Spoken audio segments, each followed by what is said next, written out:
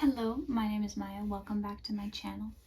So today, very short video. I disappeared again for a month. Sorry, I got busy. I just wanted to talk briefly about Disenchanted. I watched it in 3 sittings because I ran out of time every single time I started watching it and had to go to work. So bear with me. That's why this video took so long to get out. But basically, I watched it. And at first, when I watched it in my first sitting, I got maybe like 45 minutes in, if that. And I was actually kind of like just as she had done the spell, and then I stopped. And that was kind of like where I left off. And the first half of the movie, I was kind of thinking, you know what, like, I kind of like this because I liked the idea of portraying this princess's life as like not a happily ever after. It's like, what happened after happily ever after? Life is hard. Life sucks. You have a teenager who is a teenager. You have a baby who cries all night. You have the monotony of life. You just get up, you go to work.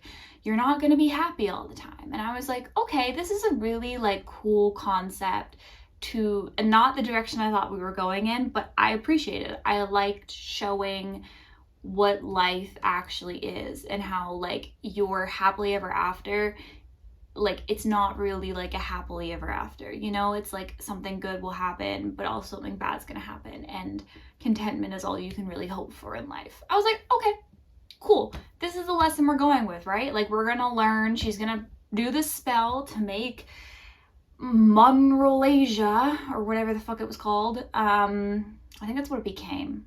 I think maybe it was called Monroeville and then became Monrolasia. Anyways, regardless, I was like, okay, she's gonna make this place the fairy tale, right? She's gonna make it like she wants it to be. She wants to be living in the fairy tale world again. She's grown up like that and she doesn't understand, and she doesn't like the day-to-day monotony and the discontentment that can come with living, even if you are living a life with the one you love and you have a family. In fact, some might say having a family is even more stressful. Just saying, children are annoying. Anyways, point being, I was like, okay, cool. So she's gonna do this spell, and then she's gonna realize upon getting this fairy tale life that, you know, her family isn't what it used to be, and she actually realizes that, you know, fairy tale life is not what all cut out to be, and having the bad makes the good even better, or some sort of, you know, lesson like that. We're gonna learn that contentment is a part of life. You can still be happy, but you're gonna have moments where you're not happy. And I guess that's kind of like what we were supposed to learn at the end of the movie, but I thought we were gonna learn it in a different way. So I just wanted to say, I think this movie could have been fine. It could have been a bit better if we had changed what happened when she had done the spell. Because you see, as I said, I literally, like, I left to go to work, and then I didn't pick up the movie again until like 5 days later. So I was like I was like, okay, I thought this movie was going somewhere different. I literally had not read any spoilers, like watched any spoilers. So I was like, I just assumed where the movie was gonna go. And then I sat back down and I started the movie again. And it did not go in the direction that I had perceived it going. Instead, she gets called a stepmom before she does the spell. So then she becomes an evil stepmom, a la Cinderella. And then Morgan, her stepdaughter, is kind of like Cinderella, almost, in that regard. And I was like, no, because you can't, she didn't really learn, like, she learned the lesson at the end. She learned that you can be content even if there's going to be good days and bad days in your life. She sang a song about it at the end. She did learn the lesson that I thought she was going to learn. But I feel like she learned it in a very caveat way. Like, she didn't actually have to do the work to learn it. Instead, she realized upon casting a spell, it backfired.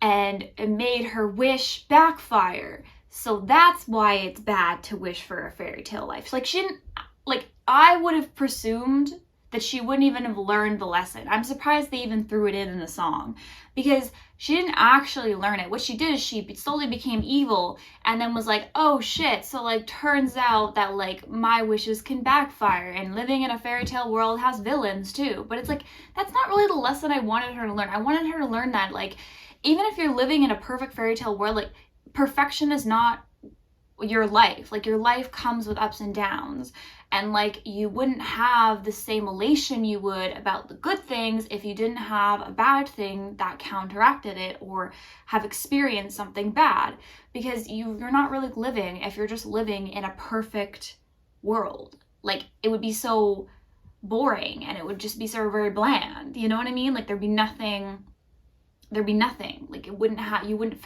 feel anything. It would just, you know?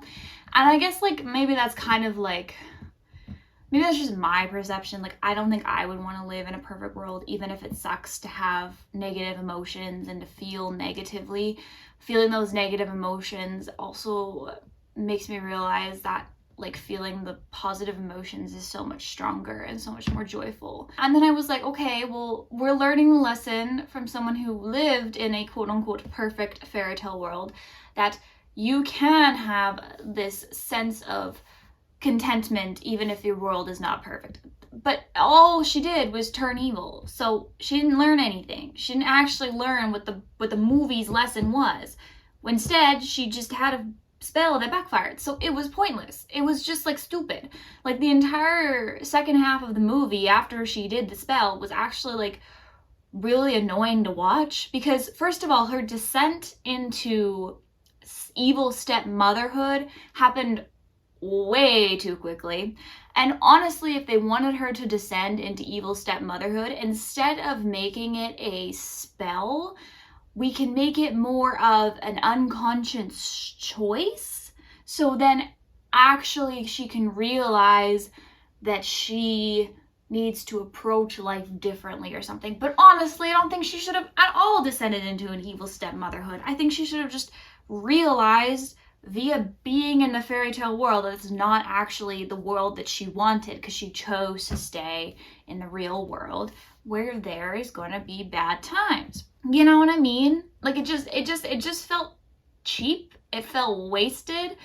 And though I appreciated the fact that, you know, she was like, yes, like, Tamorian, you are my daughter, and you're like a true daughter of Andalasia and all that stuff. It's like, okay, cool, but like, we could have done that without the curse that made her an evil stepmom. Like, it just, I don't know. It wasn't that. It wasn't it. It wasn't great. It lost me in the second half. I'm not gonna lie. And I kind of just want to put that out there, that I think the movie could have been better if they had leaned a bit off the magic. I know that this is a world full of magic. She came from a magical cartoon fairy tale, and there was magic in the first one, and obviously it makes sense that there was magic in the second one, but we don't have to rely so heavily on magic going wrong to teach lessons when we can teach the lessons without having things actually go wrong. It's more just she could have made the internal choice to realize, or the internal, like, thought process. And maybe that's not as fun of a movie. There wouldn't be a Voldemort Harry wand off for reasons unknown. Who the fuck's idea was that? Okay, they're not. Why? This is not Harry Potter. Why are they having a fucking magic standoff? I don't get it. Maybe it's not as exciting. Maybe it doesn't clearly show how bad things are, but your audience who is watching this are the people who watched Enchanted when they were kids. So they're not kids anymore. They're like around my age, and they can take a bit more nuance from a story. And also, I don't remember there being this much singing in the first one. I haven't seen the first one in a very hot minute, but there was a lot of random songs that were just shoehorned in that felt very out of place. It was like, okay, I understand that we break into song in this movie. I expected it, but the songs felt really out of place. Like, they did not feel like they belonged. On top of that, her singing when there's a count, like, we're on a time limit, Giselle.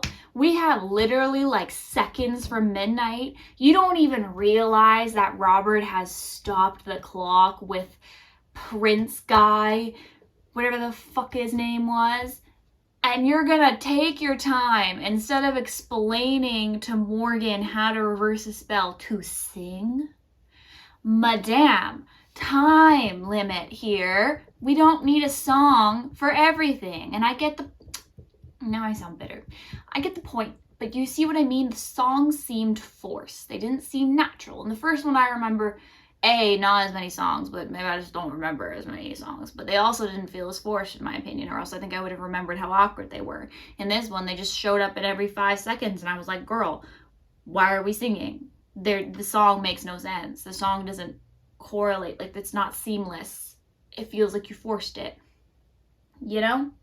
Let's not force songs in movies. They should come naturally. Yes. I don't know. It wasn't great, honestly. I didn't hate it. I didn't like dislike it, but I think it just could have been a lot better. And I don't really understand what they were thinking. It didn't really need a sequel, which is kind of Disney's forte right now. Something didn't really need a sequel, but it got a sequel.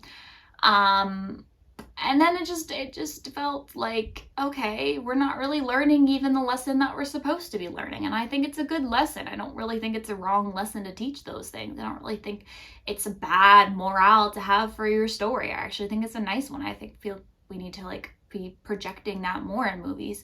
But I think it's stupid that the way that you went about doing the message.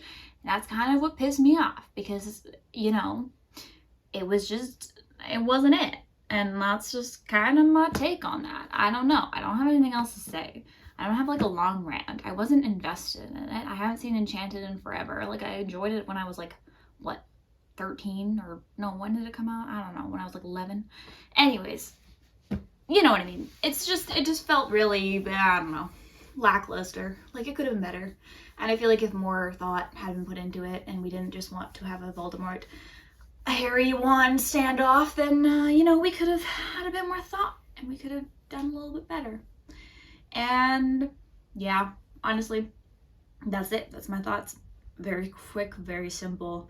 Yeah, well, thank you for watching, and I'll see you in the next one. Bye.